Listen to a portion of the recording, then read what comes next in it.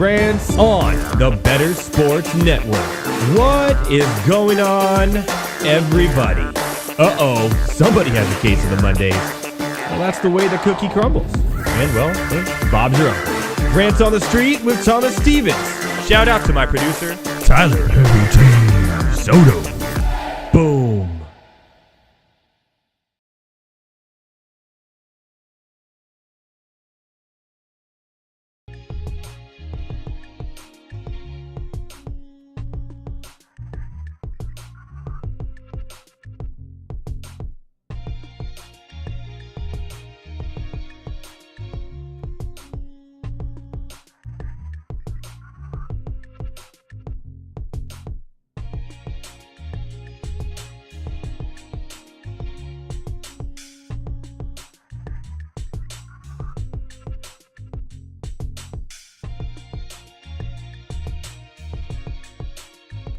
Yes.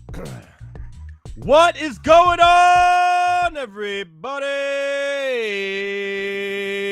Welcome to Monday Night Rants on the Better Sports Network. At Better Network and all your favorite social media platforms. I am at Edward Raus, R-A-U-S, at all your favorite social media platforms as well.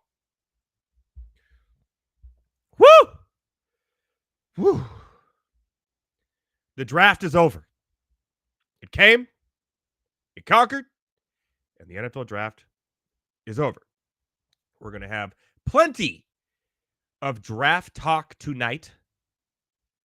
We talk about the winners and losers, who my favorite teams I thought did well, and the teams I thought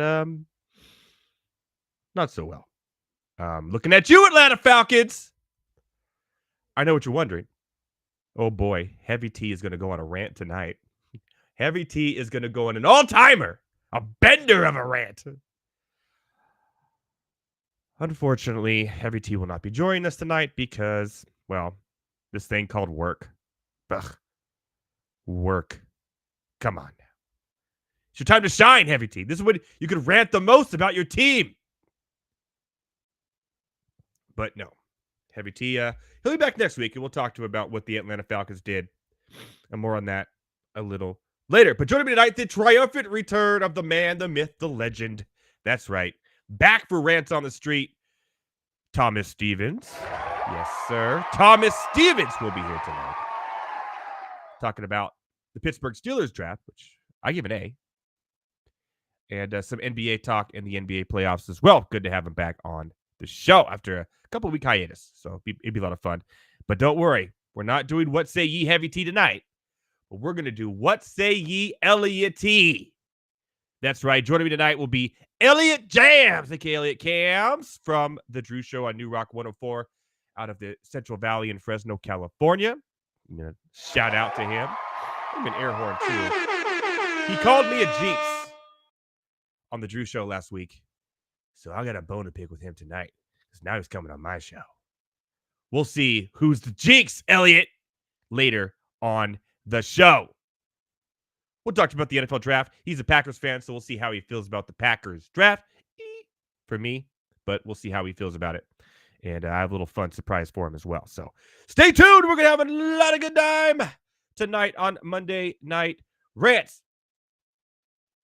Without further ado, and I mean not much more ado, I think we should jump right into the rant lines. A lot to talk about tonight, that is for sure. We're going to start with the NBA playoffs going on right now.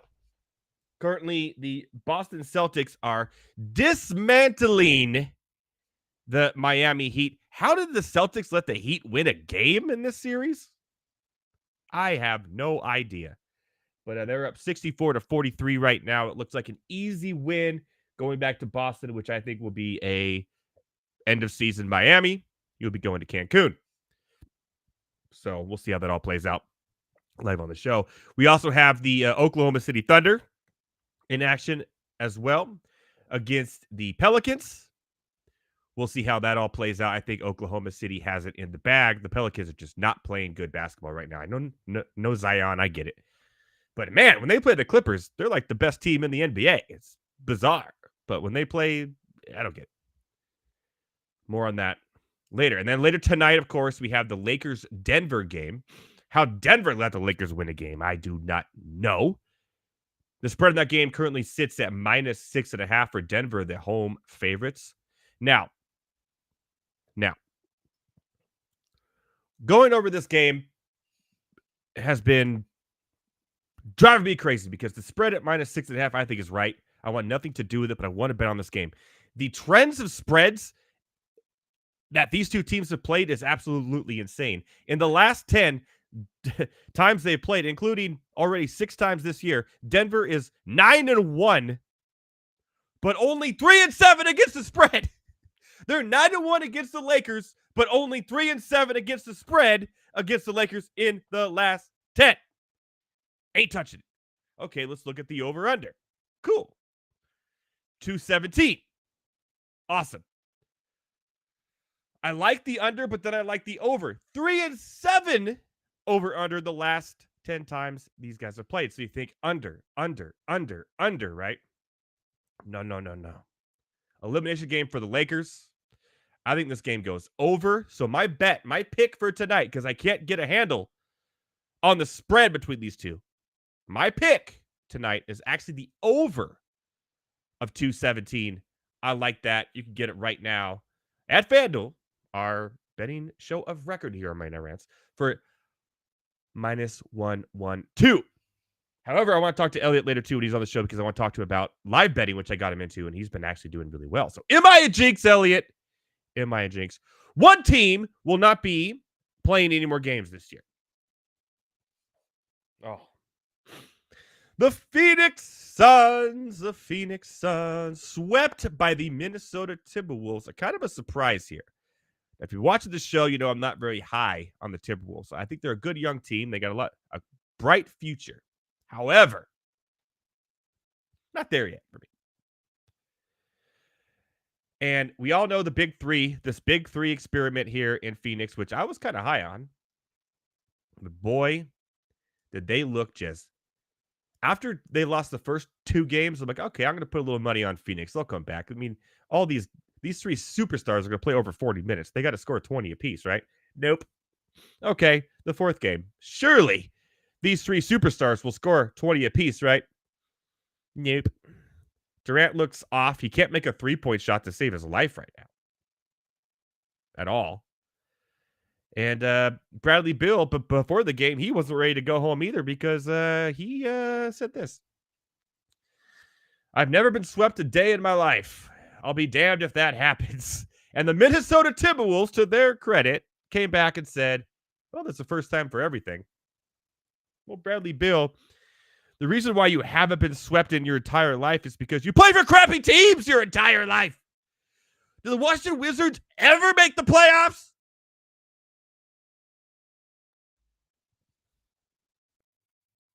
Anyways, now you and Kevin Durant and Booker, you're all gone fishing. Gone fishing. Sayonara. Bradley Beal. And this team has a lot of work to do next year. And I mean a lot. They got the 3 superstars. But their third best scorer is Eric Gordon off the bench. The only player off the bench that does anything. It's terrible. So, a lot of work to do for the Suns. Is what they have right now. Well, I'll be honest with you. It ain't it. It ain't it at all. You know what is it? Moving on to the NFL. Big contracts is it right now, right? We've seen some really big contracts. Amon St. Brown getting a huge contract there to be tied with Tyreek Hill for the highest paid receiver in the NFL. And now we have the highest paid tight end in the NFL. And the biggest love story in all of sports. I sure do hope there's no bad blood at the end of this.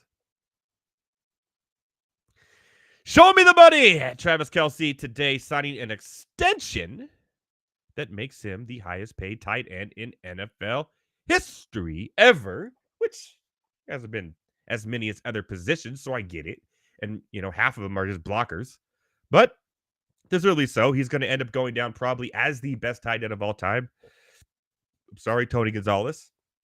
I'm sorry, Antonio Gates. It's going to be Travis Kelce when it's all said and done. Love him or hate him,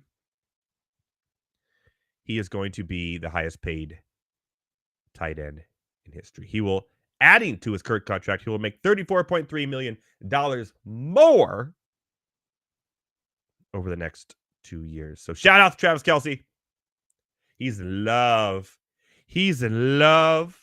And he got a contract extension, the highest paid tight end in the history of the NFL, and still doesn't make a sixth at best of what his girlfriend does.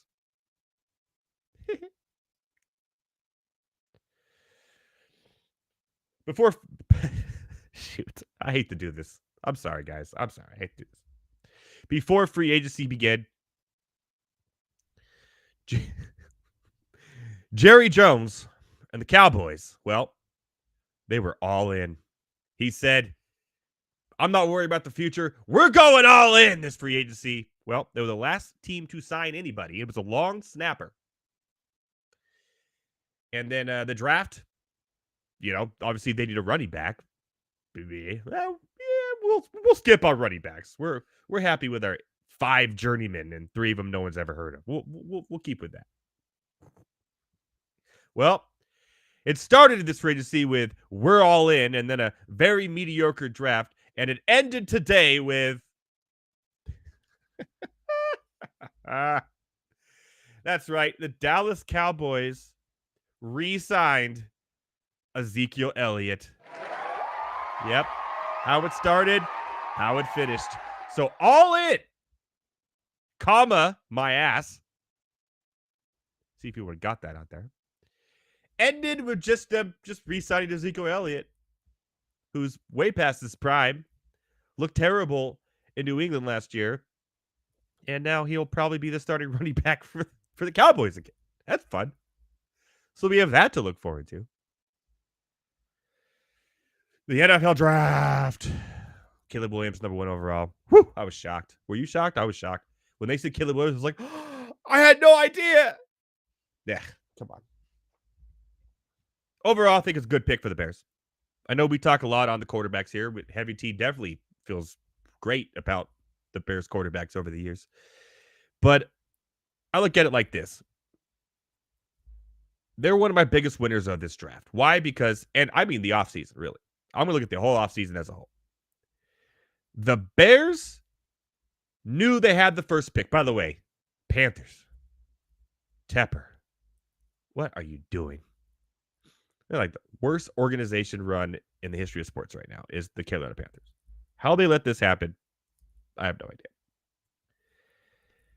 And then you goofed on Bryce Young after all of it, too. Told you. Should have drafted C.J. Stroud. Jose says bang, bang, Niner gang. We'll talk about that later. You got a running back in Swift who's decent. A good 2-way running back. You can catch the ball in the backfield as well. I like. And then you went and traded for Keenan Allen. You'd pick Caleb Williams overall. And then you get Romo Dunze as your number 3 receiver with Kmet still there as well. What they did, what no other team does when they have the number 1 overall pick, maybe you could argue the Bengals a couple years ago with Joe Burrow. What they don't do is prep for that number 1 pick. They always go into a crappy situation. Not the Bears this year. A great offseason, a great draft, and now Caleb Williams has weapons everywhere. You can run the ball. You got 3 receivers you have to worry about. You have a tight end you have to worry about. And it's going to be a lot easier for him than most first overall picks that are quarterbacks in the NFL, in the history of the NFL, really. So I kind of like that this whole offseason has unfolded. After Odunze and Caleb Williams, their draft maybe faltered a bit. But for the most part, they were one of my biggest winners of the night. I also really liked what the Detroit Lions did. I thought they had a really good draft. I I really liked what the Dolphins did. I thought they had a really good draft. The Chiefs just, I don't know why, how, why they just, people just let the Chiefs walk all over them. They're just making trades up from rivals in the in the AFC, stealing picks from them. Buffalo needed a quarterback and a receiver, and they traded, and then you just gave Tyreek Hill 2.0 to the Chiefs. Thank you, Buffalo. And you still don't have a receiver. Oh, wait. You can get a receiver now. No, we're going to trade back again to the second round and lose out on another receiver, Leggett, who I'm not high on, by the way. Only 1 year of sample size. Kind of reminds me of, I'm not high on. But Eddie Mitchell to the Bills. This is what it is. I also liked what the Arizona Cardinals did. Now, they had the most draft picks in the draft. They literally traded. They had one of the worst rosters in the NFL, so it makes sense, right? Obviously, the Marvin Harrison Jr. pick is fantastic. And by the way, in Dynasty rookie drafts, of all the people drafted this year, all of them, every single one, and if you have the number one overall pick in your Dynasty rookie drafts this year, and you're drafted right now, I did mine. I'm still in mine. I started earlier, and Marvin Harrison went number one, and there's no reason why he shouldn't. This guy has a chance to be the next Larry Fitzgerald in Arizona, or Jefferson for Minnesota, and quickly, because there's no one else on that team that's going to really take away targets from this guy. He's immediately steps in as the number one receiver in the NFL. I love it. I love where it went. And Arizona, they added 7 new starters to their team, and if 5 of them work out or 4 of them work out, and all in the first 3 rounds of the draft too, they're rebuilding and doing a good job. So I really like what the Arizona Cardinals did as well in the draft. Some other teams that, just real quickly, I love what both Pennsylvania teams did. I think that Pittsburgh had a really, really good draft. I'm going to talk to Thomas Stevens about that when he comes on here in a couple of minutes. I really do think that the Steelers absolutely had a great draft. And the Eagles. The Eagles had a really, really good draft as well. Their value, if you go to sharpfootballanalysis.com, Warren Sharp has a great article up there, which he does all the values of projections on if they overpicked or underpicked. And I'll tell you what, the Eagles look really good. And they got, I think, the best cornerback in the draft, and Quinyon Mitchell, who I loved. And why not? Let's just get Cooper DeJean too while I'm at it, who I thought would have been a good pick for the Packers, but more on that when I talk to my good friend Elliott Kams later. So there you go. Okay, I'm not going to be racial here, but can we stop with this white guys can't play quarterback? Oh, he's obviously going to be converted to safety. Does he have to? David Burns is on. Is he watching from Cedar Hill, Texas? Shout out Texas. We are the Houston Texans. Does show a record here. That's funny. But yeah, Cooper DeJean can play cornerback. He played cornerback at Iowa, and the only reason Iowa was so good is because of what they did with him in the defensive backfield. Their offense was shit. It was terrible. I was just laughing because I went on a streak of 8 games in a row just betting the under when it was getting to a point where the under in college football in an Iowa game was 20 points. That's stupid. And it hit 3 weeks in a row. It got to 18 and a half. He was so right. He picked Cooper DeJean to the Eagles. Yeah, they got DeJean and Mitchell. The Eagles won the draft. A+. A+ for the Eagles. A+ for the Steelers. Again, more on that when Thomas Stevens comes on as well. But before we get to that, and I'm running a little late here, so I'll be quick on this because I really wanted to talk to Heavy T about this because he sent me 4 words total over the weekend as I was texting him about the draft. 4 words. After Penix was taken, I got 2 words from Heavy T, and it said this. And the tweet said, "I'm unwell."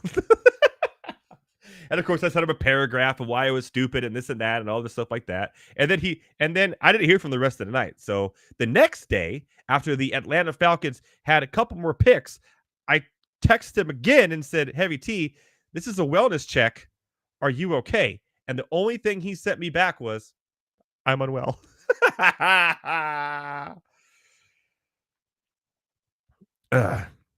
99.9% of the people out there think that the Michael Penix pick for the Atlanta Falcons was terrible. I agree. But the problem with this is that not only was that pick terrible, right? You get multiple picks in a draft. The Atlanta Falcons, all their picks were terrible. Of all their picks, 8 of them, only 1 of them exceeded value. 1. What are they doing? You just get Kirk Cousins in the top 10. You could have just waited and got Spencer Rattler in the 3rd round. Got the best. A defensive player didn't go to pick 14. You could have had the best defensive player in the draft. I thought there was a lot of them. That's why Quinyon Mitchell is going to the Eagles. All these defensive players, but by the way, went to playoff teams. You just made the playoff teams better defensively by not picking defense in the top 13. Idiots. Michael Penix Jr. is going to be 24 years old on Friday. Happy birthday, Michael Penix Jr. He had 4 injuries in college. 4. He played for 6 years. 2 ACL tears in 2018 and 2020. And 2 right shoulder injuries that cost him the rest of the season in the years in between. The only healthy years that he finished the season in college were his last 2 at Washington. But Kirk Cousins is 36 and he just had an Achilles tear, blah, blah, blah. Yeah. So in 2 years, when this guy's 26, Michael Penix Jr., coming off 2 ACL tears, and who knows what else. You're going to trust him as your quarterback? A top 10 pick in the NFL draft? Which also what scares me is that all of his receivers were taken in the NFL draft. So was he that good? Or were the receivers and the offensive scheme that good? I don't know. But too much of a risk. We got Niners fans in here. We got I knew the Chicago Bears were going to take Caleb Williams. Yeah, no shit. Chargers are a wash. Oh, get that. Hey! They get a B+ for me. The Chargers get a B+ for me. Not an A, but a B+. B+. With the Michael Penix pick, again, everyone's pointing at that, but the rest of the draft picks was clearly also not good. The Jaguars were big losers as well. I don't know what they're doing. Their whole offseason has been weird. You get Gabriel, right? Cool. You get Gabriel. And then you get Brian Thomas Jr., who's literally Gabriel. You just wasted your 1st round pick on somebody that you just gave a ton of money to? Cool. So I don't know what the Jacksonville Jaguars are doing. So they were a big loser. And I had to say this, and I'm sorry. And then the Patriots, too. The Patriots are I don't know what the hell is going on with the Patriots right now. They had 2 picks over value. The rest of them were undervalue. And they're picking people like, remember a couple years ago when the Raiders picked somebody and even Mel Kiper was like, I don't even have notes on that guy. Well, the New England Patriots pulled that off this year as well. So there you go. But the Raiders, obviously with the Bo Nix pick right before them to their rival Denver Broncos, 6 quarterbacks taken in the top 20, by the way. That's a new NFL record. I'm only high on 2 of them. So here we go. So obviously, Michael Penix, Atlanta took that off the table, which everyone had Penix going to the Raiders. And then, which would have been great for Penix because he could start right away. And then Bo Nix, the Broncos. So the Raiders like, panic. Like, you know that fire meme with like the dog sitting in the fire around him? Like, what do I do? What do I do? What do I do? What do I do? Well, guess what? They decided we're just going to take the best player on the board at Brock Bowers, which they did. Brock Bowers is a great tight end. He's the only one to win the John Mackey Award twice in the history of college football. You thought Laporta was good. This guy's better. He could be Travis Kelce. Unfortunately, your quarterback situation in Las Vegas is not good. And you got Devontae Adams wanting the ball. You got Jacoby Myers wanting the ball. And your running back situation is still kind of up in the air. You could have had a good defensive player. Again, you could have picked any of the defensive players. But you went Brock Bowers. After last year, you drafted Mayer to be your number one tight end. And you signed Bryant to a contract in the offseason as well. You have 4 tight ends on your roster. 4. 2 of them you're going to have to pay because they're first and second round picks.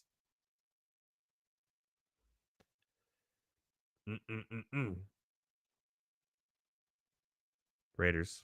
And I love you. Oh, by the way, the next Inept franchise series is going to be on the Raiders by Heavy T. So that'll be a lot of fun too. And I'm just going to do a whole show on it. One time I did a whole show where I just did nothing but Raiders jokes for an hour. Got to bring that back. I will bring it back. Speaking of bringing back, who wants some rants on the street? That's right. Thomas Stevens is returning from his long hiatus of birthday parties, Disneyland trips, and crying as the Lakers lose. The Monday Night Rants correspondent himself, Thomas Stevens, and Rant on the Street. But first, this.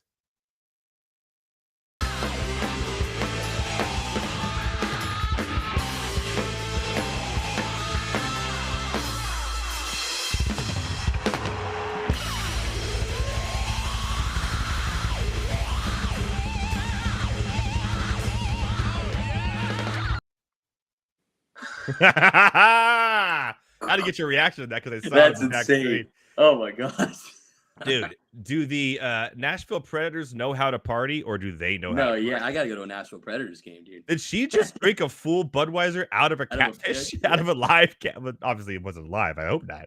But out of a catfish? Was that thing even gutted? I want to see that again. Dude, it was blood. It was bloody. Let's watch that again.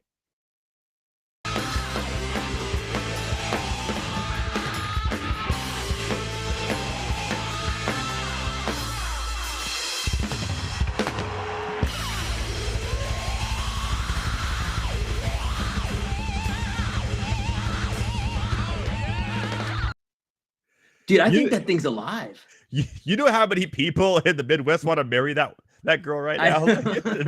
I will marry that girl immediately right now. Not me personally. I'm happily married. I'm saying people in Nashville, in Tennessee are seeing that going, oh, will you marry me right now? She's my wife. Yeah. Well, it's like after a wedding, it's like, all right, everybody, we now pronounce you man and wife, and everyone just takes their catfish full of beer and starts drinking it in the crowd. That's the cheers in Nashville. A live catfish. They click catfishes and drink their beer out of it. Dude, did you see the tail moving? Yeah, dude. It was. I'm like, that thing is live. That's insane. Only in Nashville. Well, shout out to Tennessee for no state taxes. Mm-hmm. What can you do? All right, my friend. It's been a while. How have you been? It has been a while. I've been good. I've been good. What do you got tonight? If you had any angle on it, I know it's your team, and you don't bet on your teams, but what's your angle here? To be honest with you, I'm gonna do the same thing that I've done all series long. It did lose me money, the last game, but I will be hammering Denver around halftime. The live betting at halftime in playoffs is where it's at. Yeah. I've been telling everyone that, and Elliott, who's coming on too, I told him the same thing. Mm-hmm. I said, it is the most profitable bet right now. Yep, it's actually live betting in halftime is hitting like even crazy. Dallas that lost yesterday. You could have got them up to plus 750 at their full extension. Like it's wild, it's absolutely wild. But I had to give the fellow ranters a bet, so I did, and my bet was over 217. I like that. It'll be high scoring from both teams. Jamal Murray is going to play, so it'll be fine. Even better. Perfect. Love that. Are you a little nervous? You think it's they're gonna be Dude, gone? listen. I'm gonna be honest with you, man. Like, game 2 killed me, right? Like, that was the zero expectations after that. So winning yesterday, or not yesterday, sorry, 2 days ago, was cool. I would have rather taken the sweep and won some money because we will not win tonight in Denver. But it is interesting. It's cool. I'd like to see him come back for another game to LA. I just hate that it's -6.5. If it was like Denver -4 or -3, I'll probably take it. If you can 6.5. alternate, I'd alternate, but I don't know if you can alternate. Well, okay. The last 10 head-to-head, like I said earlier on the show, is 9-1. So Denver has won 9 of the last 10 games, with the last one being the one they lost. Yeah. And against the spread, they're 3-7 against the Lakers in those 10 games. That is a crazy trended stat. That's like don't touch. Don't touch me. I want nothing to do with it. I smell like poop. Don't get near me. So I ain't doing it. Well, good luck to you tonight.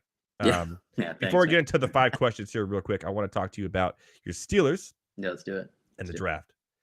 I will say the first question, if you just want to get into it, it's who won the draft. Oh, is it? Yeah, I just talked about that. Like, I know, that's why I'm not the second question too. That's why I was like, it's about the Falcons. So we'll kind of. I'm saving as much Falcon talk. I did my thing. But I'm saving it for next week. And then Matt Sells, who's on the show, texted me and said, "Hey, I'm actually one of the 0.001 who think the Penix pick was a good one. Good move." And I'm going, what? Interesting. I like the what? He has sound reason, but I want Heavy T to hear it. So he's going to come on next week and give Heavy T. He's going to talk Heavy T off that Atlanta Falcons ledge he's about to jump off to. Full dive. After all I got from him in 2 separate texts all weekend was, I'm unwell. And 2 days later, I'm unwell. At least the second one, he put a period at the end. So I knew, okay, he's well. A little more emotion. He has a little bit of more emotion in this one. He's completed his incomplete sentence. So I get it. All right. Who won the draft? Yeah, well, who won the draft? I already said who I thought won the draft, but and the Steelers were one of them. So I kind of want to talk to you about that because you're a Pittsburgh Steelers fan. Let me. Jesus, all my notes just went. There we go. All right, I give them an A. I thought they did a really good job of drafting for value, getting the positions that they needed. Now, I did not think that the Chargers were going to draft Ladd McConkey. Which, by the way, I am buying a Ladd McConkey jersey. Yeah. Give me some of that Ladd. Love it. But I thought the Chargers would draft Roman Wilson in the 2nd round. Pittsburgh got Roman Wilson in the 3rd round. And I like Roman Wilson. I think he reminds me of Deontay Johnson, but less of a how do I say this slightly? A bitch. Yeah, straight up. I was gonna say a diva, but I love that word even more. He's also a red zone machine, which is also anti Deontay Johnson. So there you go. So I love that pick. I love the Troy Fontanu pick, the OT from Washington. I thought he made that team again, protecting Michael Penix Jr. Dude, so many Washington players were drafted in this. Insane. Yeah. Offensive line from receivers. I worry about Penix, man. I really do. Love Zach Frazier as well. Peyton Wilson's a great pick. Mason McCormick, I loved. And then anytime you get a defensive player from Iowa late, you're getting a good fed guy ready white guy. Trenches. I think most part. And by the way, remember last year we gave your Steelers an A as well. So here you go again. I'm giving them an A this year. What are your thoughts on that? Yeah, no, I 100% agree. I think that they were one of the teams that won the draft. I think that getting Troy, it's hard for me to pronounce. I will get the last name right at the end. It was Fontanu. Troy Fontanu. Get used to it. He's going to be a good player. 100%. Yeah. I think that, because of the quarterback selection and everything that went on so early and how weird it was, I think Tomlin said it, the best. We didn't think he was going to be available. Turn the film on this guy. He's an absolute beast. It's what we've needed for a long time, man. And then I think the 2nd round, we've needed a center since Pouncey's left. Yes, sir. Zach Frazier from West Virginia is a great center. Underrated, small arms, they say, but why does every offensive lineman have small arms nowadays? Are they all a bunch of T-Rexes going out there blocking? Come on, they do this their entire life. They know what they're doing. Who cares about small arms? Yeah, no, but I think one of the biggest things, man, that I liked about the Steelers picks, and I heard our GM talking about it, is a lot of the players we got are play now players. They've been 3-year starters. Not just I was big on Jackson Powers Johnson. Don't get me wrong, but it was kind of a 1 year, I'm not going to say a fluke. He's a great player, but it was 1 year. I'll take the center that has played for 3 years. So I like that. Yeah, I don't know. I think all the picks were good. The defensive player out of Texas, it was late. It was in the 6th round. Ryan Watts. Yeah, Ryan Watts. I can't be mad at a 6th round pick. That's fine. So I think they did good, man. I think they attacked everything. Yeah, I agree. A+. I will say though, if just to touch on this question really quick, man, the Chargers are in my top 3 teams that won this draft. Really? I give him a B. 100%. I give him an A-. I'll be honest with you. I give him an A-. Okay, why?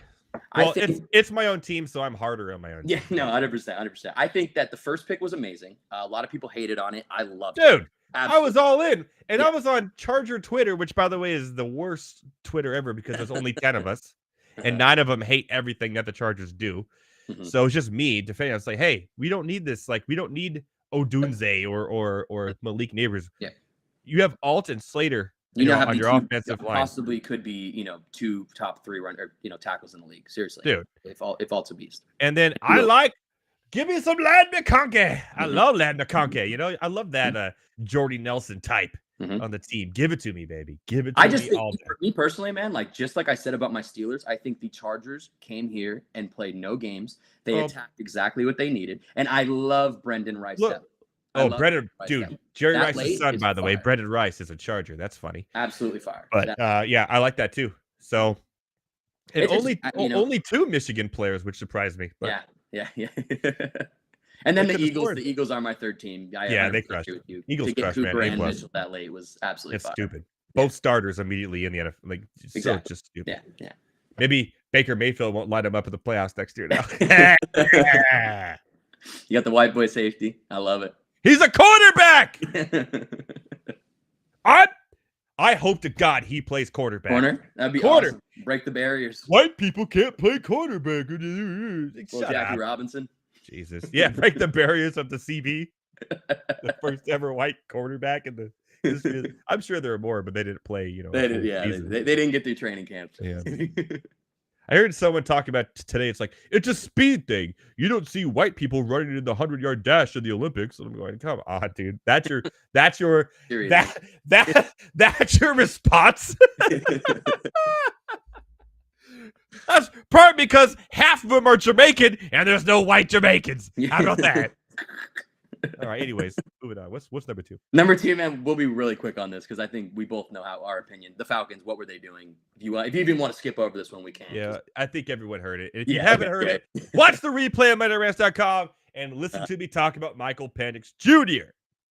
Both ACL tears and both separated shoulders that cost him 4 years of college. Yes, sir. Yes, sir. And stay tuned next week when we have an expert come on and tell Heavy T why he shouldn't jump off a cliff. Moving on, number 3. Number 3. The Atlanta Falcons were ranked last out of last, and not just from Penix, from all their picks. They were all overvalued. It was stupid. That was one of the worst drafts I've ever seen ever. Okay, moving on. Number 3, we're kind of stepping over each other. I'll be honest, because number 3 it was our opinion on Joe Alt. So God. Yeah. Love it, man. You got the best offensive lineman in college football. Yeah. I love it too. A+. Yeah. Sure. Yeah. It's Harbaugh. And today, but by the way, interesting, which I'm going to be a little bit of peppering in on my fantasy football teams next year, is J.K. Dobbins is fully healthy. But we see this every year. So that first game, week 1, J.K. Dobbins is going to put up 172 touchdowns. Yeah. And then game 2, he's going down with an injury. We know how that works, right? I told my friend that the other day. He's a Chargers fan. I was like, those first 2 weeks are going to be insane. In DFS, you're playing J.K. Dobbins the first 2 weeks until he gets hurt. You're doing it. Yep. I like how we have the starting backfield from the Baltimore Ravens last year. I know. They just gave it to you. Although that running back that they got late, right? Yeah. Kind of a speedster, kind of an Eckler type. I like that pick too. Late in Dynasty, like the 3rd or 4th round of my rookie drafts this year. I'll probably be looking at him and trying to pick him up. But I like myself some McConkey. So do I. Know the ball to McConkey. He's gonna be a possession threat, dude. With Herbert, he's gonna be a beast. Over the middle. He's gonna be an absolute beast. He's gonna be Hunter Renfrow on steroids. Yep. That's what I told my friend earlier. But way better. Like that was actually not even a good comp because he's way better than Hunter Renfrow. But maybe that first year Hunter Renfrow. No, you know what? Jordy Nelson is a good. There you go. Example I like that. Because I like that. early in Jordy Nelson's career, he was actually more of a possession type receiver. And then something happened with him and Aaron Rodgers where he clicked and he started going deep more. And then he was just always open until he had that bad injury in the preseason. But I like that comparison. I like that too. I mean, we could compare him to an actual African American too, but let's just damn. Cooper DeJean, you better play CB, baby. All right, what's number 4? Number 4, this one. Listen, man, I love this conversation, but this is a broken record on this show. I will say. God. What is going on with the Atlanta Hawks this offseason? Are they finally going to blow it up? Are we going to see the same roster, the same coach, the same the Atlanta Hawks? I feel like we've had this question in the last 3 years. No, I'm serious. This is a broken record. We've talked more about the Atlanta Hawks on this show than people have in Atlanta. I don't know, man. They're just a weird roster. It's so weird. They're not bad. Like they're roster. On paper, they're not bad. That's what I'm saying. Like on paper, they're not bad, but they're so bad. Yeah, I just think they have no defense and too many scorers, and they just go on runs where like Trae Young will have like 3 off games and then 4 good games, and then DeJounte Murray just will go 2 weeks without scoring double-digit points but have 14 assists. It's just like too inconsistent for them. We'll see where they end up in the draft, I guess. And by the way, remember last year's NBA draft? We had a lot of fun. How terrible it was. Wait till you see this year's. It's just as bad. And there's no Wemby either. So maybe it's worse. No, it's worse. Yeah. No, you don't have a Wemby. Yeah. Yeah. So it's really bad. So the draft's not the answer. This is gonna be another rough year for. Who's the Atlanta Hawks fan that watches this show that keeps on asking that question? It is one of my friends. Okay, all right. I was like, man, this guy just wants to know about the Atlanta Hawks. Yeah. Nobody else does. We do have a quick question in the chat. What's more shocking here? The Washington football team drafting Kirk Cousins in the 4th round after taking RG3 at number 2, which was interesting. And it worked out for them, actually, with the injury. Or Penix being drafted after the Falcons gave Cousins a 4-year, $180 million contract. Good question. I'm going to say the Penix, and here's why.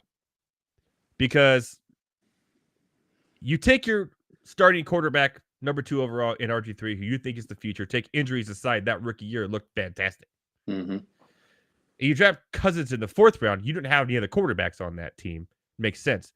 When you give a guy $180 million for 4 years, and then waste the top 10 pick on a backup, that's more shocking to me. That's way more shocking to me than drafting a quarterback in the 4th round after. Because, dude, let's be real.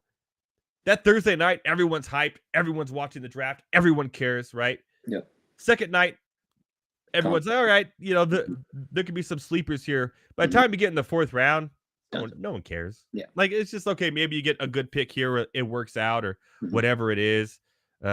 Elliott's, when he bets here backstage, is saying his bets. He's been on a tear. He calls me his jinx. He calls me his jinx, and I'll explain to everyone what that means. But for the most part, I think this one is more shocking because no one saw it coming. You know, if you pick Kirk Cousins in the 4th round, okay, cool, it's the 4th round, but no one saw them picking Penix nobody, right? So yeah, this one's more shocking. Anyways, go on to the last and final question. By the way, man, Atlanta Hawks fan, I'm really sorry. But, I'd prefer if we could, I'll tell them maybe, talk about the Falcons. Heavy T would love that. Talk about the Braves, maybe. Or the Braves are doing well. Let's talk about that. There you go. Number 5, I like this one because me and you hit this on the dot, man, at the beginning of the year. I think I know your response, but love the team, love what we did. Can the Oklahoma City Thunder genuinely compete for a championship this year? What's the score right now? I will check. Hold on. I know. So much for getting this on a post afterwards. We're talking about the live score, but yeah, it is what it is. What is the score? It is 44-43 at halftime. So yeah. So no, man, I don't think so. I'm actually higher on Dallas now. I think the winner of the Dallas Clippers matchup will beat the Pelicans. Oh, I'm sorry, the Thunder. I agree. In the matchup. And by the way, the Clippers have the easiest road here to the Western Conference Finals. If they do not find a way around Doncic and his, huge win last night. But they should have won game 2. They had it and they blew it. So, but then you could say, well, Dallas blew it last night. It was basketball. Yeah, that's why I only watched the fourth quarter and bet on it at halftime, baby. Let's go. Damn right. Damn right. That's how we win here on Monday Night Rants. We only bet at halftime.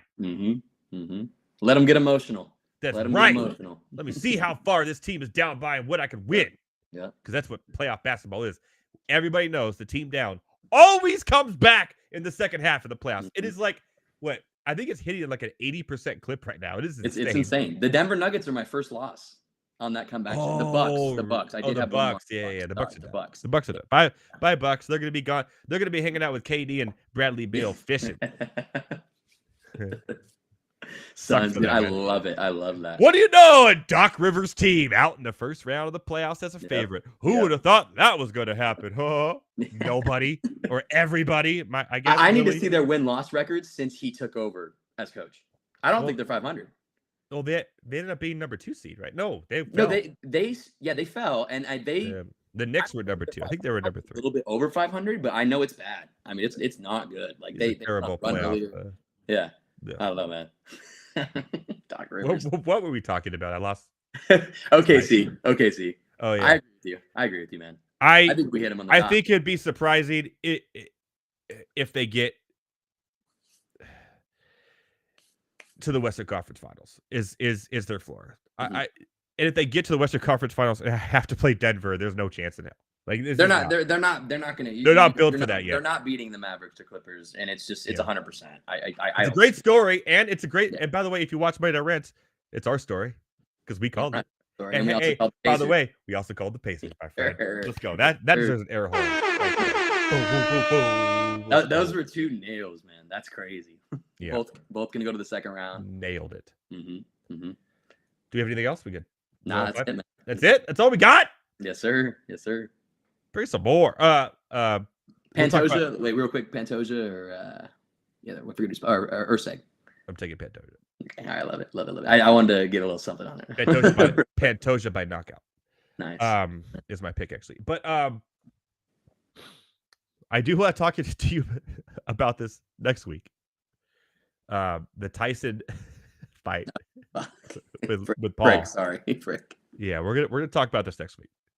For sure. We're gonna talk about this next week. That's gonna be really. Have the betting odds came out for that? Yeah. Oh, slight favorite to Paul here. Okay. But then, yeah. So Tyson came out today and said, "I haven't had sex or smoked weed in like 6 months. I'm ready to go." And I'll tell you what. Oh fuck! If that happened to me, I would fight anybody who was walking their dog down the street right now. Like, I'll be ready to go, baby. Testosterone's just through the roof. Yeah. Whoa.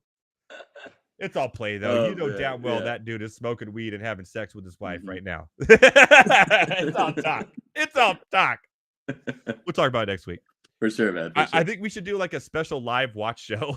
I'm down, dude. That would be just get everyone on to watch it with us and just have some beers and like watch the fight. And dude, we'd probably get solid traction with that too. Honestly, I think we should. People will be looking for the fights like on. Yeah. Just watch it with us. We'll just talk about it as we're watching this ridiculous thing.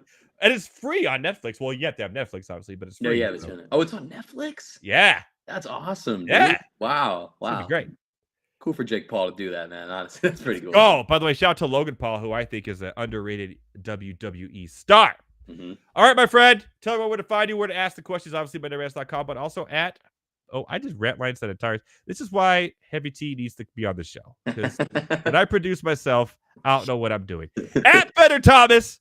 Yes, sir. All social media platforms. Send any questions, any sport, just not like, cricket, something like that. I want everyone to give cricket questions tomorrow. 5 cricket. I want to talk about Sri Lanka and their 2-day cricket match they had against India.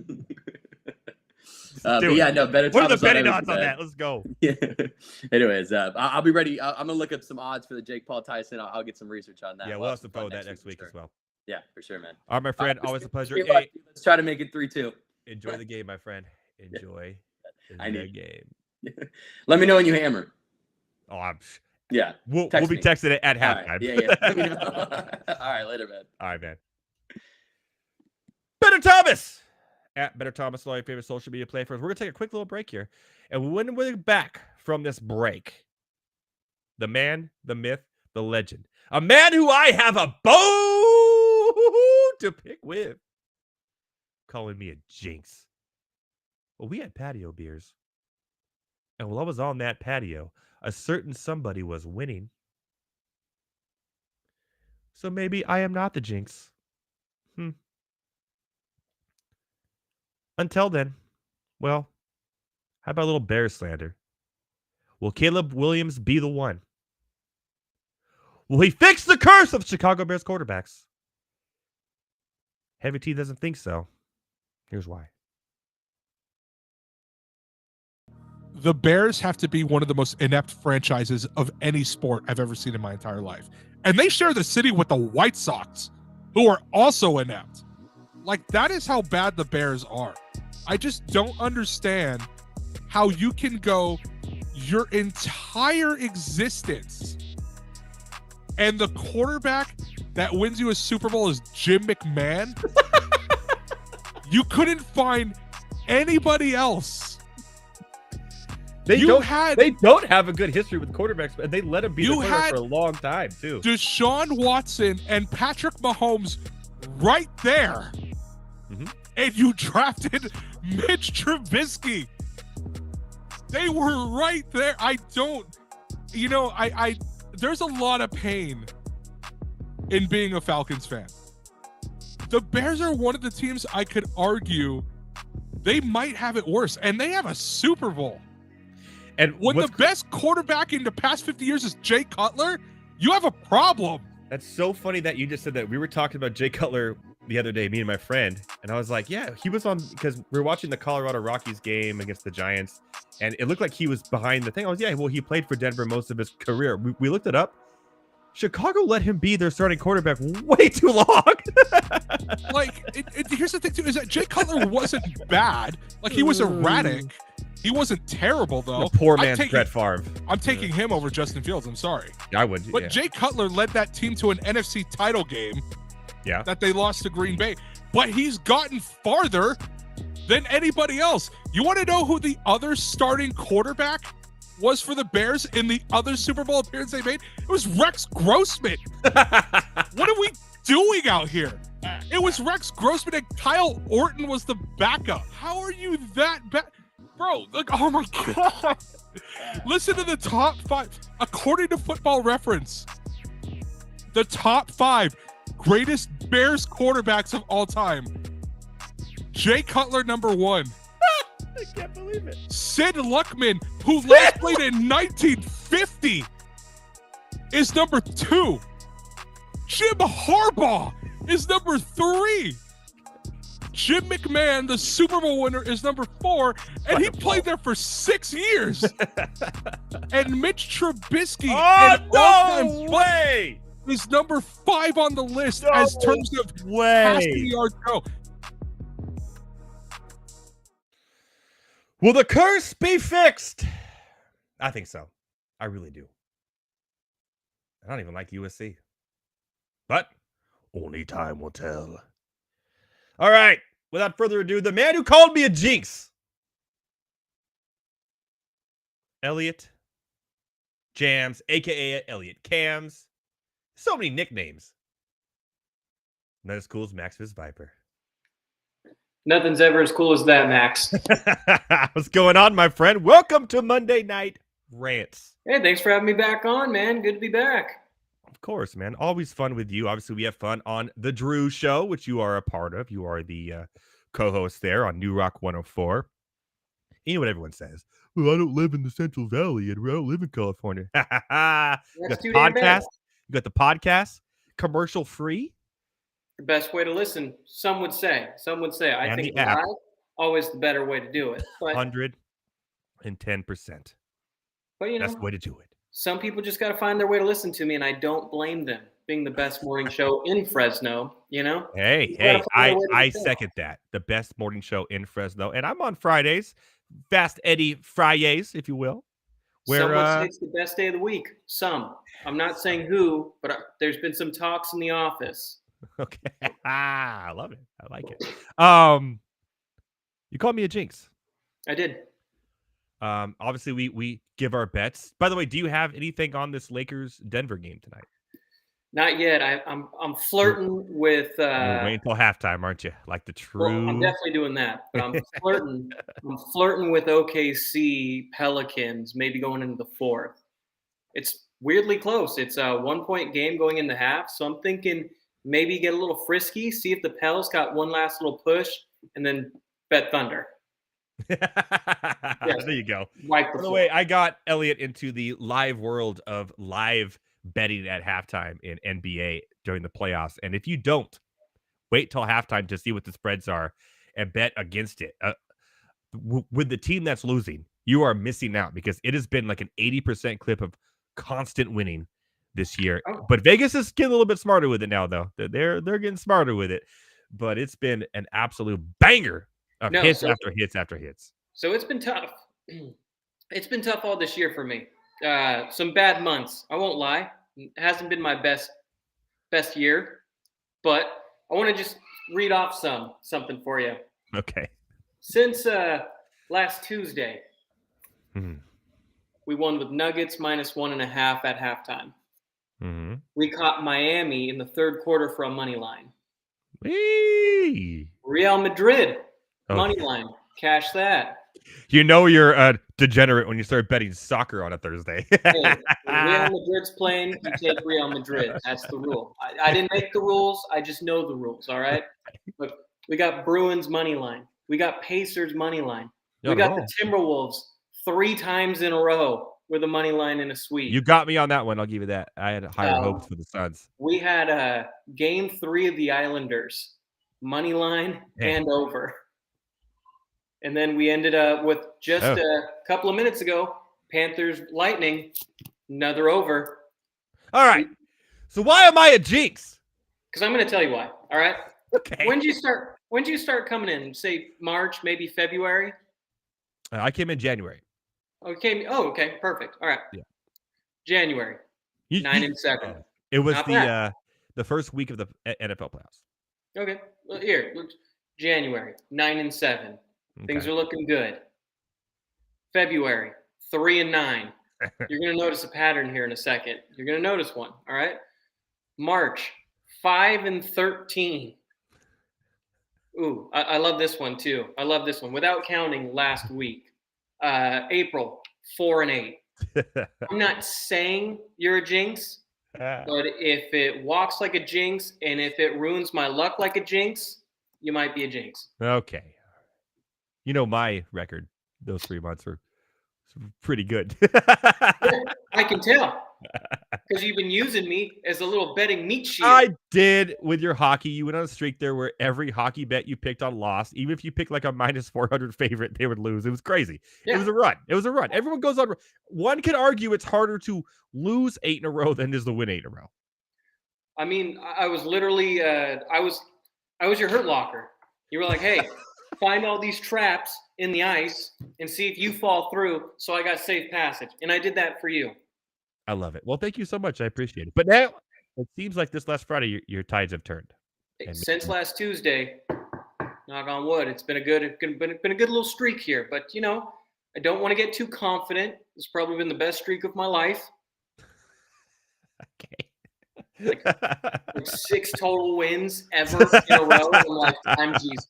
You know, it's like should have parlayed him, my friend. You should have parlayed him. It's too rich for my blood. Too rich. Okay, well, you know, next time parlay him. The fool's gold of betting.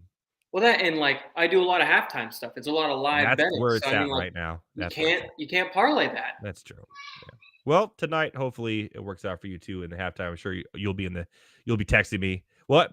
I mean, we could go the entire game. It's my show. I don't care. We can just live watch the Denver Lakers game and live bet on it. I mean, all the people watching would love that. No, yeah, I'm sure NBA wouldn't have any issue with that. I'm sure it's all good.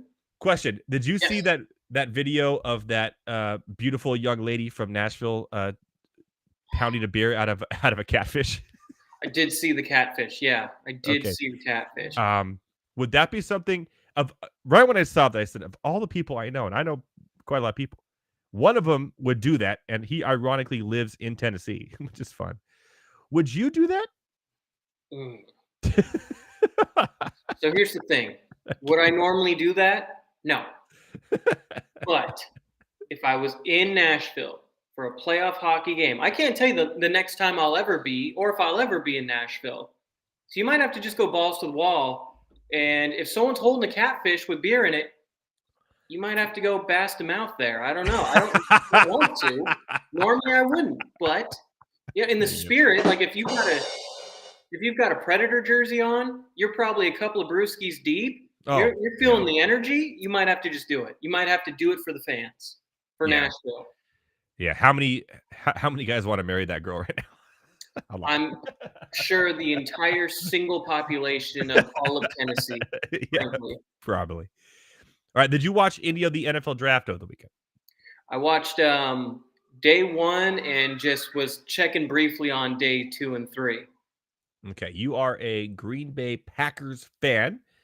I am. I've been trying to hold my thoughts on the Packers draft here, waiting for you to come join the show. What do you think overall of your Green Bay Packers and how they did in the draft?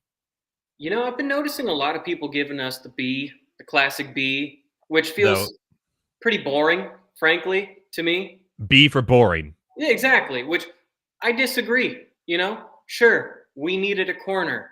And sure, we traded backwards to not get a corner. But you know what? I like the draft. I think it's a frisky A-, personally. Okay, so going over it. Obviously, Jordan Morgan, the OT out of Arizona, I thought was a good pick. He's a very solid, probably underrated offensive lineman. I thought he may go higher. Edgar and Cooper, linebacker out of Texas A&M. Okay, but you did get your DB at 58 and Javon Bullard out of Georgia, who I love. And you know what? Kind of a two-way player, too. Where I he can didn't play think we safety or needed really anybody on offense. I'm a big fan of Marshawn Lloyd in the 4th round, personally. You could have probably waited and got another running back later. You already have 2. He immediately slots in the 3rd. But the way I look at it is, I look at it as like finding Aaron Jones is heir to Aaron Jones. Because you got Aaron Jones, then you got Josh Jacobs, who's Aaron Jones-esque in the sense of his north to south breakaway speed, without maybe the receiving touchdown side of it. But then that's when you got Marshawn Lloyd, who's just going to watch him and A.J. Dillon run. Matt LaFleur, you know, takes some of his faults with offensive play calling in the playoffs, but he knows how to drop good plays for running backs. I really like the pick. Okay. I'm a little iffy on that one. I think it was kind of a wasted pick there. What I love, and absolutely love, was taken number 111th overall out of Oregon. And he's probably going to be a safety for you guys, but Evan Williams, who, by the way, played at Fresno State before he transferred to Oregon. So I've seen this guy play at Fresno State. I've seen him play at Oregon as well. This guy is a baller. And where you got him, I thought he would go sooner.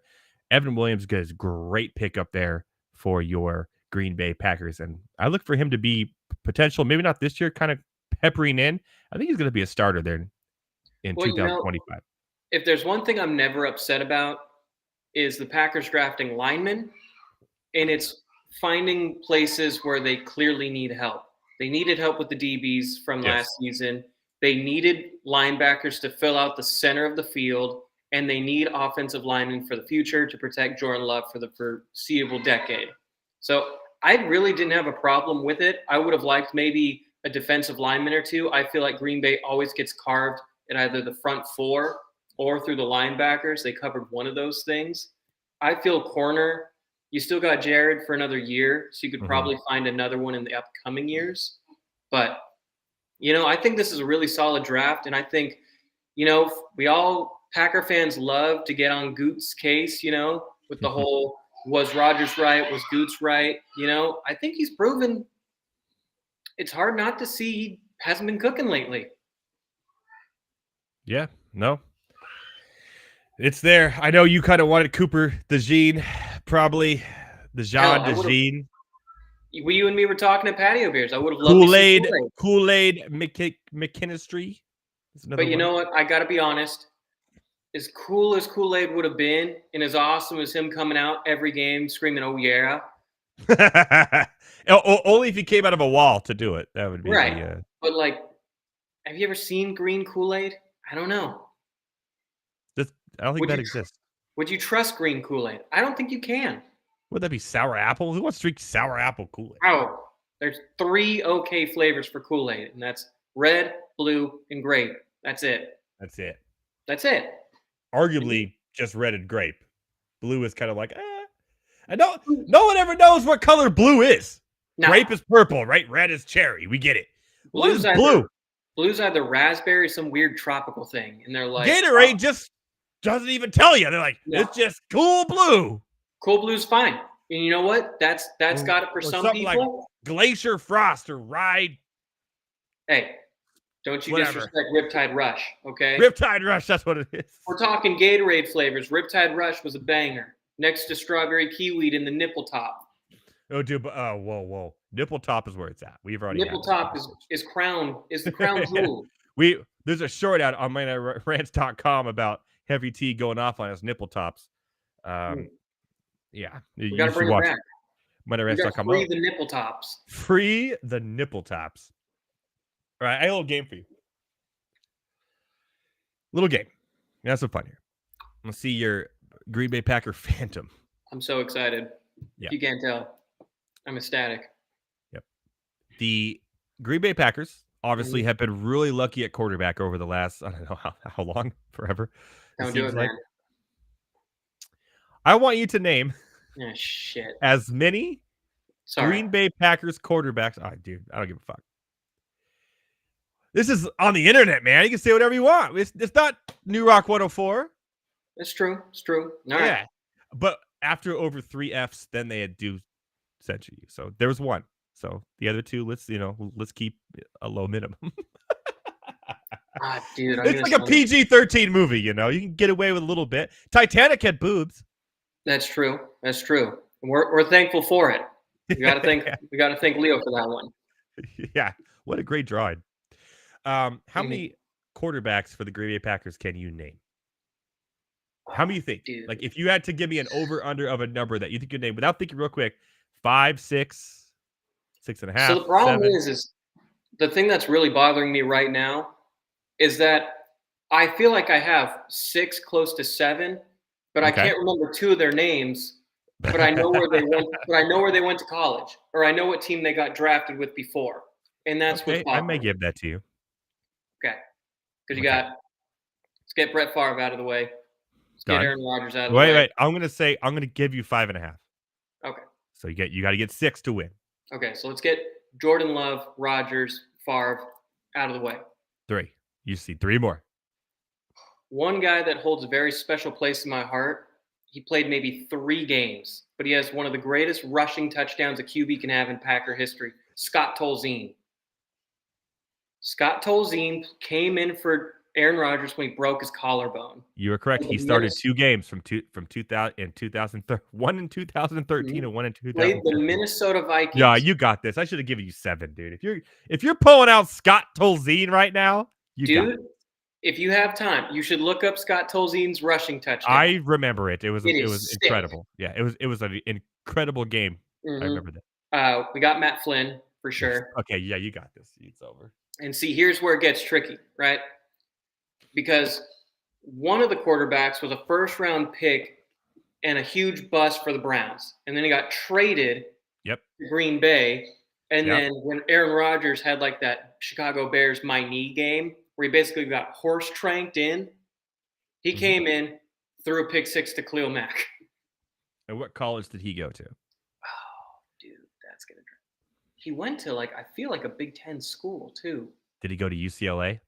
No, there was a guy from UCLA though, and he got traded to the Arizona Cardinals. Yes. But see, those are my 2 people guys. right now are yelling at this show because there's one quarterback who's a legend who literally won Bart first Starr. ever. Like an idiot. I was trying to keep it in my lifetime. I know, but it could be any quarterback. All right, you're on the cusp here. You got to name one more. And by the way, the Green Bay Packers are tied for the least amount of starting quarterbacks in franchise history.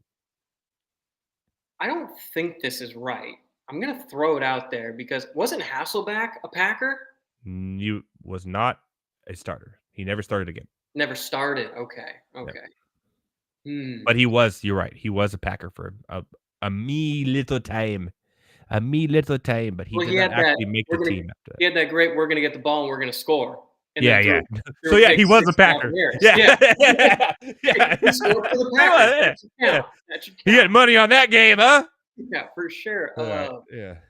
Come on, one more. So many you could choose from. So many.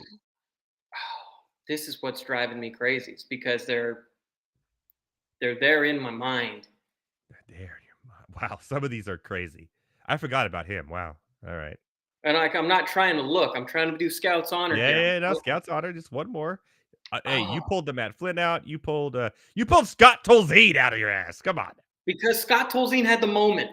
He had the moment. Mm-hmm. Oh my God. Wasn't like it was something the Cleveland guy was like a Kircher or Kinsey or oh my God, I see it, but it's blurred, you know?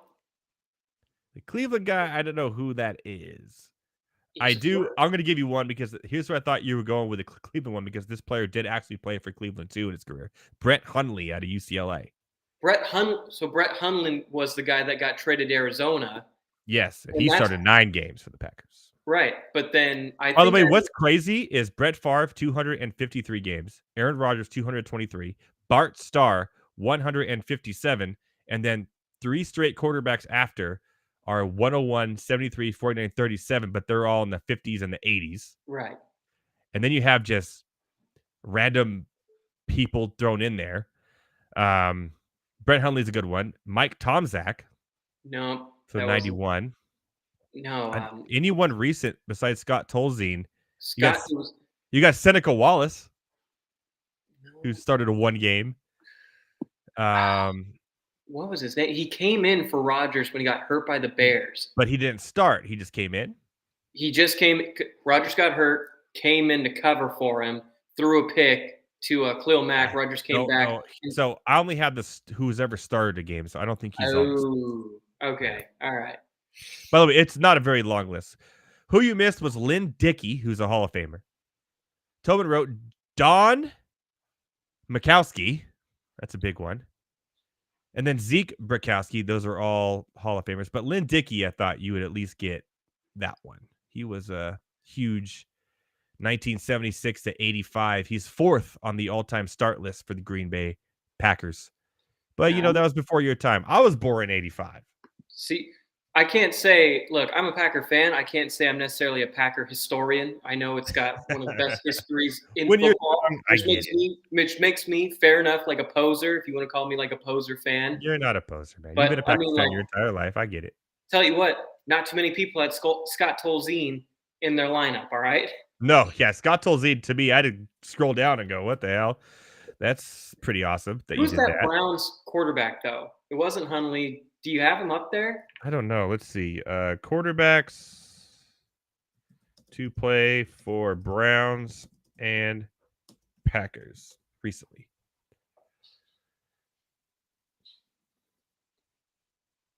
Oh, DeShone Kizer. DeShone Kizer. That's a throwback. Oh, and by the way, if you just type in quarterback to play for Browns and Packers, he's the only one. Like, literally the only one. The only one. And he had like a sack. I remember DeShone All Kizer. of the sack up with an interception to Khalil Mack, and it was like, oh my God. Rodgers, you know what's really crazy about DeShone Kizer is he's only 28 years old still now today. Is he in like the Canadian Football League? I feel like I heard he got moved to Canada or something. He plays for nobody. That's sad. Yeah, he's completely out. He hasn't played since 2021 where he was on the Titans practice squad. Ooh, he did play for the Raiders too. Yeah. That's fitting. The Packers have like this weird connection with the Raiders where like Packer players past their prime will just kind of go to the Raiders. I guess maybe they're keeping the tradition going. Yeah, they are. That seems to be a good place for them to go. So I think actually, if you count them all, I think you did get over 5.5, 6. I'm going to say I did. I'm not going to count. I think you did. Yeah, you did get 6. I was pressing you for the 7. So you won. Congratulations. Here you go, air horn. Because if you lost, I would have given you this one. You are one pathetic loser. You don't want that one. That's fair. That's fair. But I didn't because I'm great and I'm on a hot streak right now. Can't lose right now. All right. Let's I'm going off a limb here. Let's look at tomorrow's NBA matches here. Let's dig in. Can we quickly talk about how it feels like no sports show today was talking about the Suns getting swept? Did you not see mine? Hmm? Did you not see mine? Hmm? I had a whole thing about the Suns being swept. Oh, well, you told me to come on at a different time, and then you didn't Well, you should have been watching the beginning of the show before you came on and know what I was talking about, so you talk about it. I photoshopped a picture of Bradley Beal with a fishing cap holding a fishing pole and said, "Gone fishing." You know what? I did see the picture. I did see the picture of Ant in the back looking like an absolute dog because he is. Yeah. I did it. I said they gone fishing, and I even said that I was higher on them than I should have been, and they're in trouble because they got these 3 great players, and none of them can score 20 points in a playoff game played 40 minutes. I said it. No, but, I ranted about it, and I'm ranting about it again. but I mean, like, I get it with like the Lakers winning 1 game for the first time in 3 years against the Nuggets. Like, cool. I'm going to show you right here. Gone fishing. Bradley Beal with a fishing pole and hat on. And then I showed this picture. I've never been swept a day of my life. And the Minnesota Timberwolves saying, first time for everything. And I'm saying, well, this dude hasn't even been on a playoff team till now in his entire life. You know what? I will give Bradley Beal a little bit of credit because after he lost, he was like, I'll be damned if I get swept. And then he got swept. He's like, well, I was damned. Yeah, he was damned. But then what's funny about that is really this is only like his second time ever in the playoffs. That's crazy too. Because he's been on the Washington Wizards, who've been absolute terrible team forever. I don't know if you've covered them yet, but that's another great team you could cover for horrible franchises. Oh, yeah. See, I want to do that one because I really feel that the Washington Wizards, like the trades they make and the way that they like grab players from other teams, they're literally like a AAA team that you just like, I don't want this guy anymore. Kuzma. Yeah. Like, it's really what it is. Like, they're that bad. And their uniforms suck. And you know what? They've been good since Gilbert Arenas. Yeah. It's a nice place to retire. It's a nice place to go. Who doesn't want to go to Washington, D.C. to retire, dude? That's where I want to go when I retire. You know what I'm saying? You know, you're in the capital, I guess. It's cool. Yeah. You can watch a lot of awesome Commander games. You know, the Capitals are viable, I guess. They make the playoffs. Yeah. They won the Stanley Cup recently, I guess. Yeah. Ovechkin got his. You know, that's cool. Yeah. But yeah, the Washington Wizards are. They're terrible. If there's 2 teams that everyone forgets about in the NBA, and by the way, one of them's in the playoffs this year, and nobody's talking about them. Nobody ever talks about the Washington Wizards. Orlando Magic. Yeah. Nobody cares about the Orlando. Why would you? And they're in the playoffs. It's like so stupid. What are some other just like, I feel just, Hornets, I guess that's fair to say. More people talk about the Hornets because Jordan owns them. So did. Yeah. Is he now? I don't even know if he's still an owner, but yeah. I think he dipped. I think he got rid of it. I think funny enough, for the he went to NASCAR. Michael Jordan went to NASCAR. Got a NASCAR team, started winning. I mean, NASCAR is probably more exciting than watching any one of their games. So yes, 100%, 100%. Definitely the Washington Wizards. Wait, who was? Okay, God, now we're just gonna go on tangents for the rest of the show. I don't care. I had more stuff, but I think we're just gonna do this because it's my show and we're making it interesting. Let's just roll. Let's go. Who? Okay, so the Washington Wizards ended up, God, dude, 50-67. Oof. Hang on though. Can you see how good or bad Jordan Poole did? Were his numbers better or just worse? Because there were some Shaq in a full moments I saw, and I was like, damn. Like, we've talked about Jordan Poole on this show. He is, though, not good. Just not good. Not a good teammate. Not a good player. What's crazy? 15-67. That is so bad. However, they weren't even the worst team in the league this year. Was it Detroit? Was Detroit worse? It was Detroit. 14-68 by 1 game. Is it And weird? you know what's going to happen? Neither one of those teams will get that stupid lottery ball to get the first pick. Is it weird that like I would rather still be a Detroit Pistons fan No. than be a Wizard fan? Because No, I don't think Detroit has legacy. They've won. They beat the moxie, Lakers. you know? They beat the Lakers with that All-Star team to win a championship. Yeah, with their boy Rip. With Rip Hamilton. Yeah. And the Wallaces. With she and Ben. Who else you got? You got Chauncey Billups on that team. Didn't they have Tayshaun Price too, or Tayshaun Prince? Yeah. Okay. Yeah, Tayshaun Prince. They were such an ugly team. They won. They won ugly, but just enough to win a championship. And literally to like end Shaq and Kobe's like run. What is Washington Wizards? When I think of the Washington Wizards, I think of didn't Gilbert Arenas shoot somebody in the locker room or something? Like that's all I think. So there's like two things. Jordan played for them for a while. I remember that. There's like two things I know about the Washington Wizards. Jordan played when they had those wild blue jerseys. And they weren't good then. And Paul Pierce called game. That's it. Oh yeah. You call bank? No, I call game. That's their legacy. As a whole franchise, they've got two moments. Damn. Eminem would not approve. Not at all. Yeah, damn. That's pretty terrible. Like if I had to choose between a 9-win basketball team and a franchise that literally has two moments since its existence, I'm taking the 9-win team. I'm counting the Gilbert Arenas gun in the locker room moment as a moment. Okay. For a little spice, All right. I can work with that. Yeah, exactly. So, wow, man. Ugh. So who's your we all know you're a Packers fan. Let's just dive into who's your basketball team then? So I wasn't the biggest basketball fan growing up as a kid. It wasn't a sport I really followed. I really liked Dwayne Wade as a kid. And I think one of the best finals performances in my lifetime was Dwayne Wade against the Mavs. That's fair. Averaging 34, like 7 and 8 was crazy to me. And to outshine Shaq in his prime, I thought was wild. That was past Shaq's prime. Close to his end of his prime, the back end of his prime, still. So I was a big fan of Dwayne Wade and the Heat. I kind of fell off them when LeBron kind of did his whole decision thing. That was so dumb. Yeah. Okay. Can we talk about that now? Are we past it, or we could just say, like, I'm not like everybody? Can we all just agree that was stupid? I know he won championships, but he lost his first one to Kawhi Leonard and an old Spurs team. But still, no, he lost his first one to Dirk, hitting that. Was it the Mavs? And then the second one was to the San Antonio Spurs and the old Spurs. Okay, can we talk about how dumb that was? And then the Kevin Durant doing his whole my decision and no, see, his was worse. You think Kevin Durant was worse?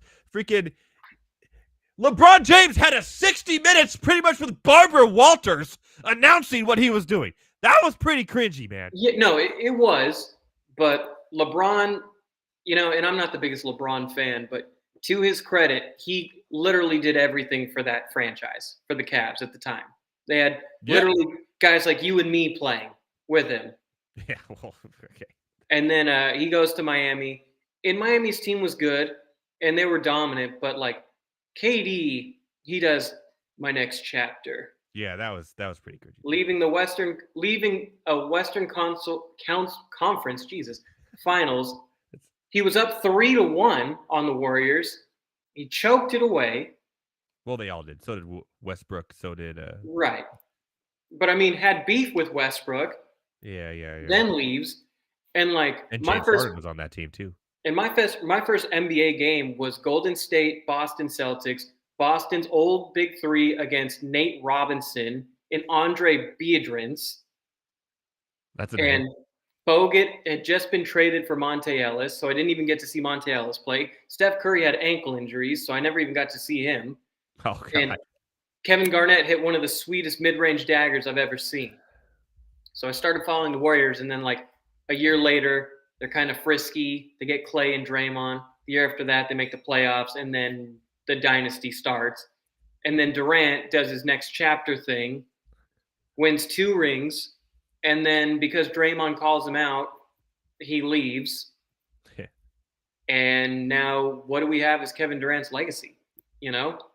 Well, he is a multiple champion and a multiple MVP of the finals winner. He is. But I mean, That's it. But he had to do it with help. he did. But I mean, I don't. And then, okay, so when it's all said, okay, let's talk about this for a second. When it's all said and done, let's talk 10 years from now. And we look back. Who do you think people will respect more? Kevin Durant or Kawhi Leonard? Ooh. Because I'm gonna Kawhi say- Leonard won a title literally by himself He did. for He- two teams. He did. And you know what? He was easily the best player on those teams each time. So he has two titles, two teams, two MVPs of those titles. Kevin Durant has two titles, right? Two Mm-hmm. MVP of both. Yep. Or was it a third? I think he may win a third. No, He actually, made no. two. On the third, he tore his Achilles. That's right. That's right. So two MVPs, same team with Steph Curry, with Thompson in his prime, with Draymond Green. I think Kawhi Leonard, when it's all said and done, will be looked at as a better player, better overall legacy than Kevin Durant. So Especially now. I mean, what just happened with the Suns? Right. No, I think this is Yeah. big for him. And I don't know what the Suns do next. They're kind of screwed with how their whole setup is kind of set right now. They don't have money. They don't have draft picks. There are reports like that with Booker wants to be a Knick now, which seems crazy. You just lost. James Dolan would never. No. He's I mean, too good. He needs he needs one of those mid players that he could just hype up as they're better than they are, like Randall. You know what I mean? They need a point guard, frankly. Well, they have one. They don't have one. They play mercenary ball. Yeah. They play who gets to do ISO next. Yeah, that's true. I'll give you that. But I mean, I think people But will lean. Brunson is kind of a point guard, I guess. He's kind of a I think combo guard, Yeah. two-way guard. I think to go back to your question, I think people might lean towards Kawhi because the magic that was the Toronto run. Like Toronto, That San Antonio run was pretty damn good too, man. Against the it Heat, was. and against it the was big like- three, against LeBron, against Bosh, against Wade. Like that was what he did was incredible. I think, like arguably, he was more incredible in that series than he was against the Warriors. No, So the only problem with the Warriors one is because they had so many injuries. Like you had Durant go out, game 3, game 4? yeah, exactly. That's my You had- point. You had DeMarcus Cousins go out game 4, Okay. and then you had Klay Thompson go out game 5 when he was dropping 30, and all the energy was at Golden State. So I think people will look at the numbers between the two at that point and lean Durant, and just because he was so offensively gifted. Kawhi Leonard's kind of just a weird story. It's a great story. And you know what? The story is going to continue this year, my friend. There's no way. Yes. There's some franchises that are just doomed, and the Clippers are one of them. Ah! I'm sorry. You just jinxed me. Payback. I do think you beat the Mavs, though. I do think you beat I'm the a Mavs. little worried. I'm more worried about the Mavs than I am the Oklahoma City Thunder. That's true. Honestly, I think the team that's the most dangerous right now, I think all the momentum in the world is with Minnesota. No. They just swept the Suns, Okay. who, sure, we all knew aren't as good as they thought they Minnesota were. will get Denver up next. They will. But Jamal might be hurt. No, he's playing tonight. He is. No, he's not. He's on the bench. No, wait, no, but he's in uniform. Okay. He's in uniform. 17, Look, 16 right now. I'm Like, sure he'll play, and I'm sure he'll probably get his 22. He'll probably go 7 of. Norm. He'll probably go 7 of 17. Not great, but not bad. Jokic and MPJ will probably carry the team tonight, close it out. But I mean, the Timberwolves just got some swagger about them, and they have the height and the size and the reach that can. You know who else upset had Denver. swagger about them was the Memphis Grizzlies last year too. It felt undeserved, though. It felt unearned. It did, especially with the John Morant stuff and everything like that. I don't know. I like Anthony Edwards. I do. I think to be the face of the NBA, like they're saying. He's a little too cocky for that because you kind of want like a. I could see Gilgeous Alexander being the face before Anthony Edwards, only because he's more likable. Because Anthony Edwards kind of has that, like not quite LeBron, but like just grit. That's kind of like not. Yeah. See, SGA reminds me a lot of like Derrick Rose in the sense of he's an incredible athlete and he's incredibly quiet to himself, kind of humble. And I think OKC allows him to be that way. He's starting to come out a little bit more. If you haven't noticed recently, he's being more talkative and more like superstar-y. But when it comes to just like, I think that swagger helps Anthony Edwards. I think that's part of what makes his game. It makes it must watch, and he's going to be probably on the cover of NBA 2K whatever next year. Most likely, it's probably going to be him. If there was odds on that, I would put it on right now that he'd be the cover of that. The NBA was stupid not to make him the cover of that game next year. But yeah, is what it is. Okay, so who do you got in the NBA Finals as we stand right now? I mean, it'd be stupid not to say Boston. So we'll just say Boston's a given because the East is so beat the hell. Yeah. I'm going to give you the things I think I'm going to give you what I think is going to happen. Okay. And I'm going to give you a dream scenario. Okay. Okay. Yeah. Because what I think is going to happen is this. Minnesota, 1 year away. They probably lose to Denver in 6, maybe a frisky 7. And then Denver beats out either OKC or whoever they'll play next, or whoever. The Clippers or the Mavericks. Yeah, Clippers. I think it's the Nuggets are. I won't say in a league of their own, especially if they're beat up. But I think they just have that we've been here before, we know what we're doing kind of thing. Mm-hmm. So this will be like Denver's last year of winning a title before they get like 2 years off. So it's probably Denver, Boston, and I'd probably take Denver in 5. I think I don't know how you can trust Boston, frankly. They're an untrustworthy team. Yeah, last year was very much a disappointment. The last couple of years, actually. And Porzingis, by the way, tonight left with a non-contact injury. And if it's a bad one, they say it's just some sort of strain or he'll miss the next game for sure. Mm-hmm. But they should take care of business against the Heat. But if he's out for a long period of time throughout the playoffs, that could create some strain here. And I could see a team like Cleveland or someone coming in there who has a lot of front court depth. They're like the only other team in the East right now that has front court depth with Mobley and whatnot. I think they could give them a run for the money. But I think it's Celtics. And on the other side, I'm still sticking with my gun. I think it's going to be Clippers versus Denver in the Western Conference Finals. And I still think the Clippers win in 7. And then they go to the championship and the Celtics win. I think the Celtics win this year. That's such an ugly finals. All right, I'm going to give you the dream scenario here. All right. Okay, what's the dream scenario? Off chance, right? Okay. Minnesota finds a way. Oh, God. Maybe Jamal. Hang on. Just hang on a second. You know? Jamal Murray maybe has his pulled calf. He just isn't who he should be, right? They find a way to upset the Nuggets. The world is shocked. Minnesota goes on to beat Clippers, whatever. Eastern Conference Finals, Boston, New York. And I could see that happening. New York with their grit, with their crazed fans. No way. This is dream. This is okay. All right. This is a nightmare for me. We're in dreamland. All right? We're in dreamland. People know we don't like the Knicks here on Monday Night Rants. We're in dreamland. Okay. All right.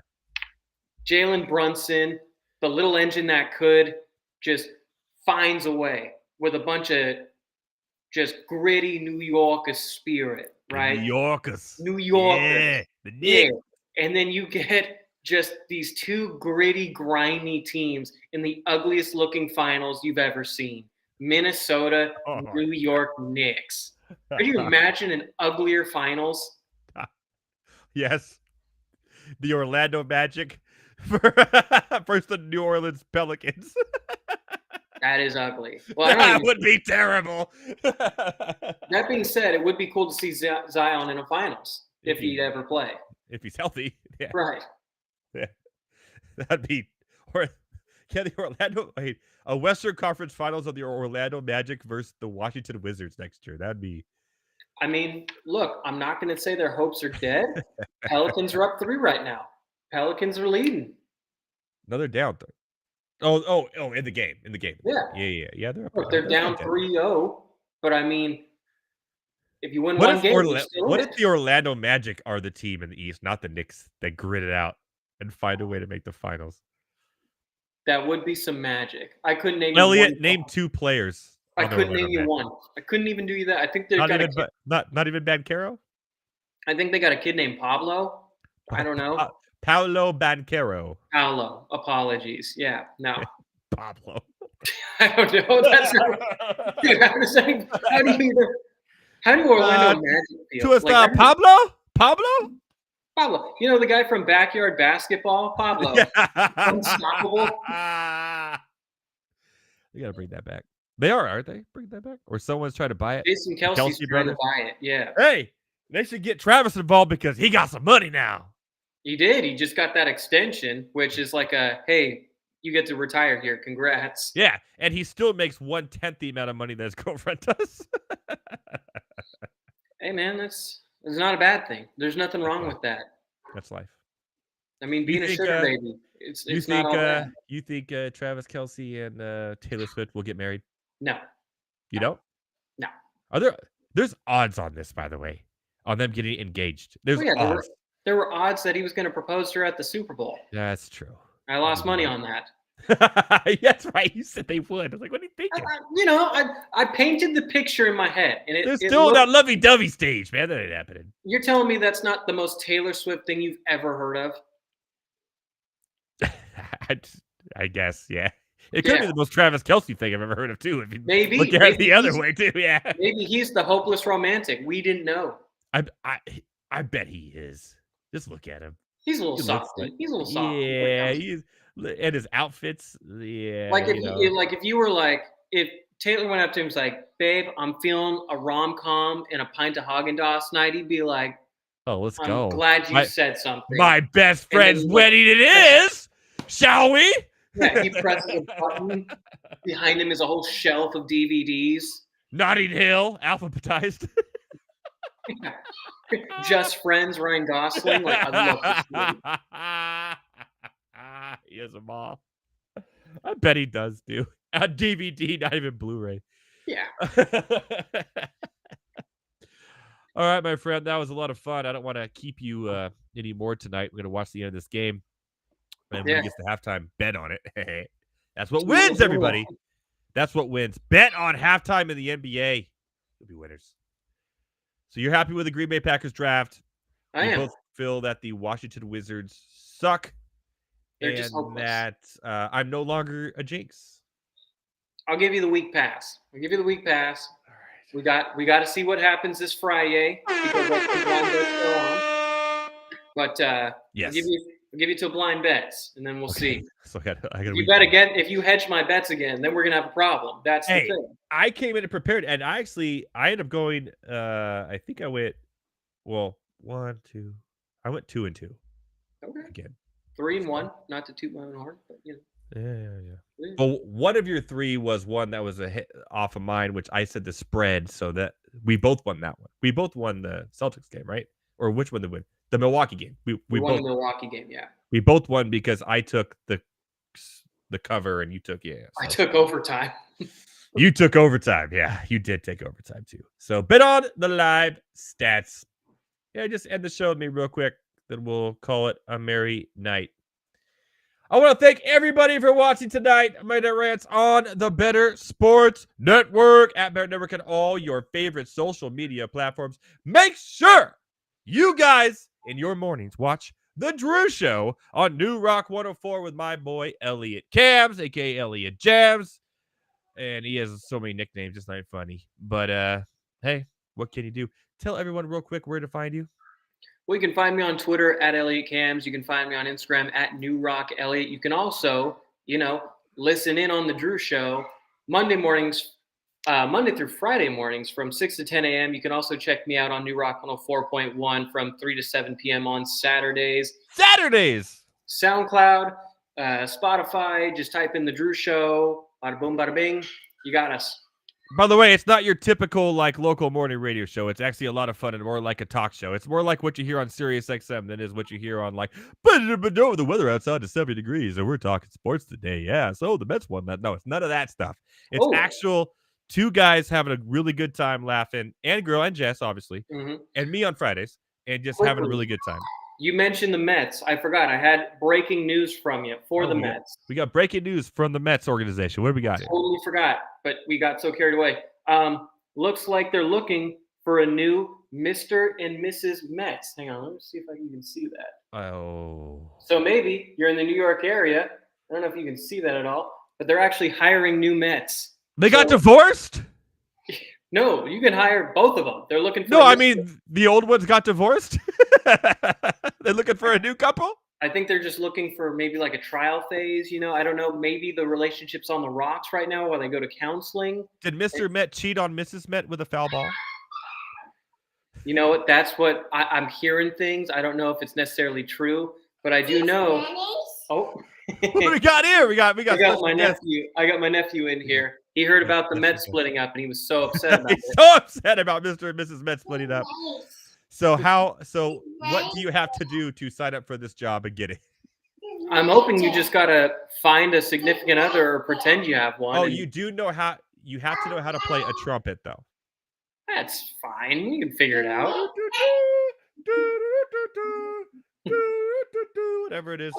I mean, you probably just have to be a bit of an alcoholic to deal with being a Mets fan, and you know. Dude, I've never met somebody who was a mascot that wasn't an alcoholic. Comes with a job. That's going on Twitter later. All right. From myself, from Elliott Kams, from Better Thomas, who was on earlier. Shout out to Better Thomas, Ranch on the Street. From Elliott's nephew in the corner. We wish you guys a merry, merry Monday. Enjoy the rest of the game. Hopefully you win your halftime bets. I'm going to tweet out mine, actually, when it comes. So check it out at Edward Raus. At Edward Raus on all your favorite social media platforms. If you're an alcoholic, don't worry. There is a job for you. You can become a professional sports mascot.